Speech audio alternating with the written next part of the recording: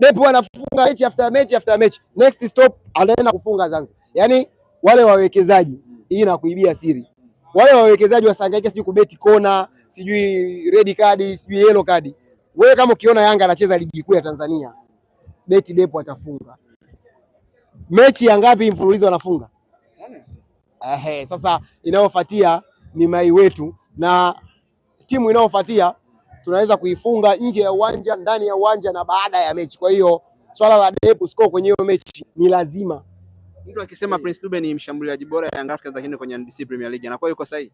Dube ni mshambuliaji bora. Hata ukiangalia rate kwa washambuliaji barani Afrika wanaofunga magoli kwa ndani ya muda mfupi, utamkuta jina la Prince Dube. Dube ni watu wanamezeshwa ajenda za kuja kumfifisha mtandaoni, lakini Dube ni miongoni mwa, mimi nadhani wachezaji wote ligi kuu ya Tanzania katika ushambuliaji, ukiwauliza mchezaji wao ambaye ni role model, watakwambia ni Prince Dube. Ni vile tu wachambuzi wanajizima ufahamu kama walivyojizima ufahamu kwa kina Damaro, kwa kina Mudathiri, kwa kina Buba.